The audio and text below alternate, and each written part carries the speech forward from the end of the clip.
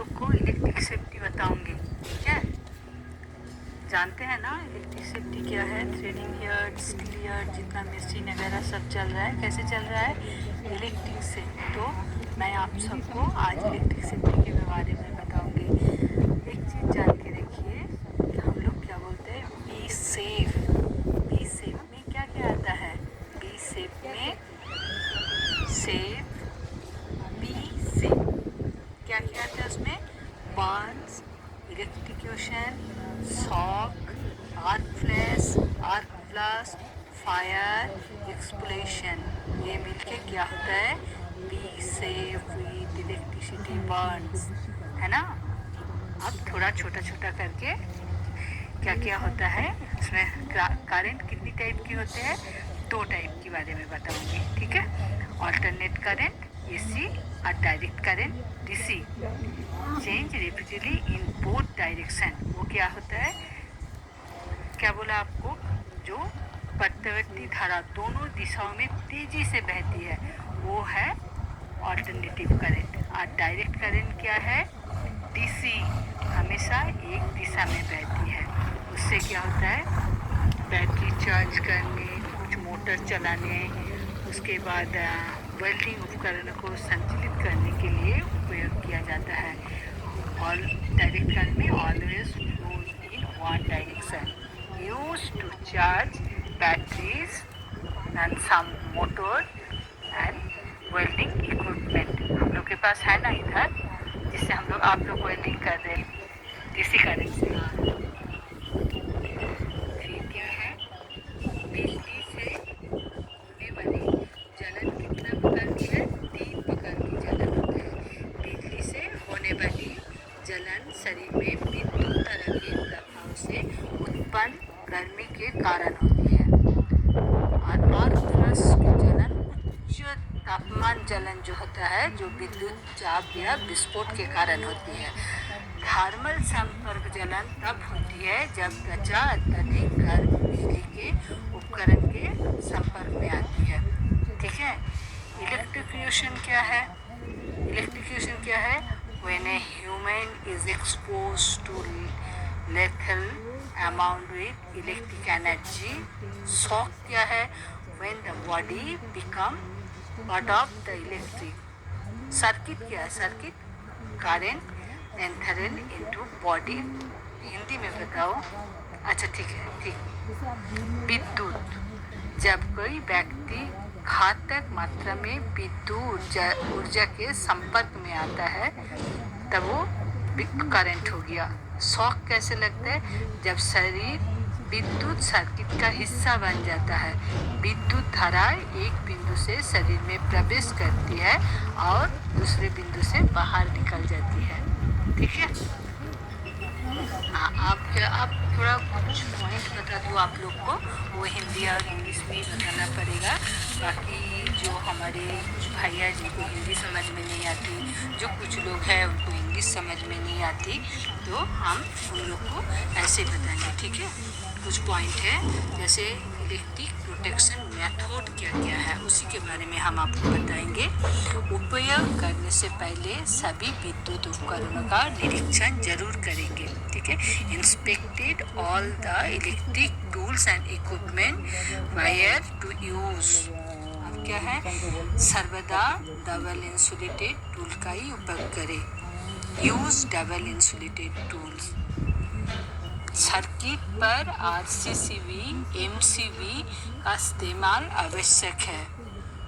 तो RCCB and MCCB are required on the circuit. कभी भी ऐसे किसी चीज़ का उपयोग ना करें जो डैमेज है। डैमेज चीज़ को कभी भी इलेक्ट्रिक में उपयोग नहीं करेंगे। Never use anything that is damage.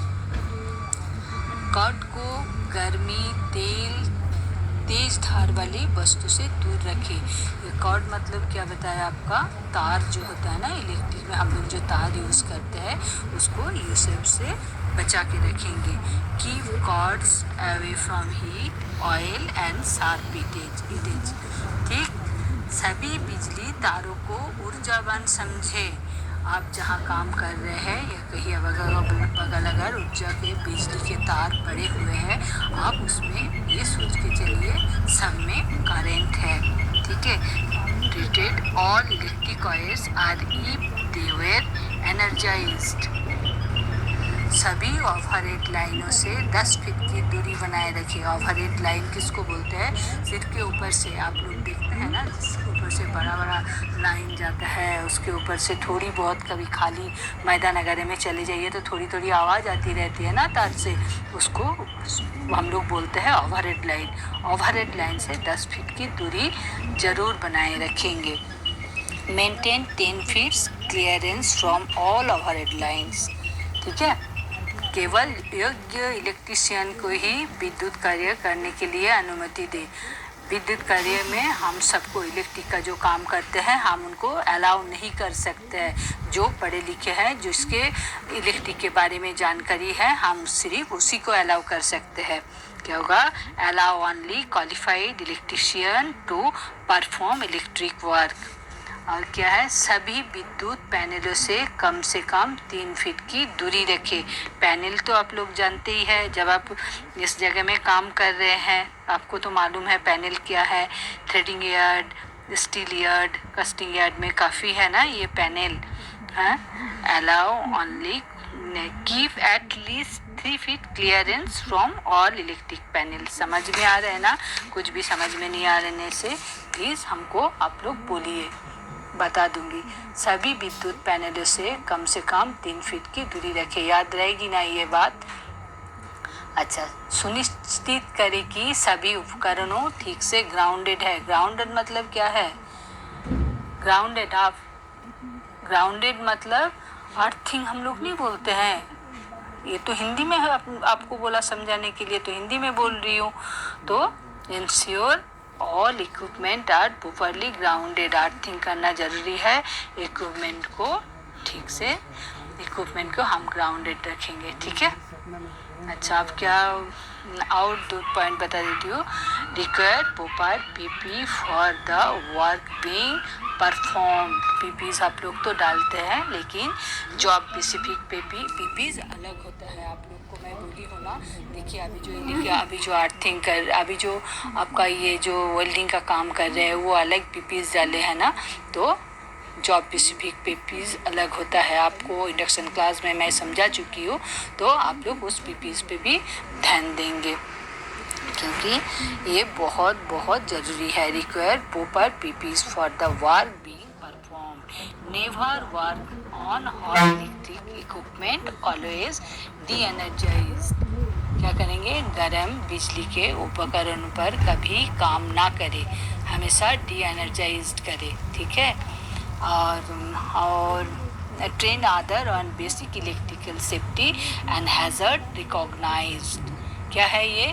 Basic विद्युत सुरक्षा और खतरे की पहचान पर दूसरे को प्रशिक्षित करें। मैंने आपको थोड़ा जानकारी आज दे रही हूँ। आपको जो भी जानकारी है विद्युत के बारे में, जानकारी मतलब सही जानकारी जो है, आप वो दूसरे के साथ प्लीज़ बांटा कीजिए, ठीक है। Disconnect when not in use and when charging accessories such as blade and beads। जब उपयोग में ना हो ब्लेड और बीट्स, जिसे सहायक उपकरण बदलने समय डिस्कनेक्ट कर दे। आप लोग क्या करते हैं, जब किसी मशीन चल रहा होगा, उसका गार्ड नहीं है या अभी तुरंत चाहिए, आप लोग उसको चेंज करने के लिए बिना इलेक्ट्रिक बंद किए, बिना स्विच ऑफ किए आप लोग काम कर देते हैं। ऐसा ठीक नहीं है। कुछ भी चेंज करना है, आप इलेक्ट्रिक स्विच को सबसे पहले बंद करेंगे, उसके बाद ही काम करेंगे। Ensure adequate illumination for all working shapes about electric equipment. विद्युत उपकरणों से संबंधित सभी कार्यस्थलों पर पर्याप्त रोशनी सुनिश्चित करना होगा। इतना थोड़ा सा ही आज मैंने आपको सिखाया, ये आपको याद रहना चाहिए। और एक बार बोलूँगी, मैंने जो इससे शुरू की थी, बी शेप में क्या आ रहा है? 1 जलना, इलेक्ट्रिकेशन, शॉक और arc flash and arc blast, fire, explosion. ठीक है, be safe with electricity burn. ठीक है, थैंक यू। बहुत बहुत धन्यवाद आप सबको इतना टाइम देने के लिए।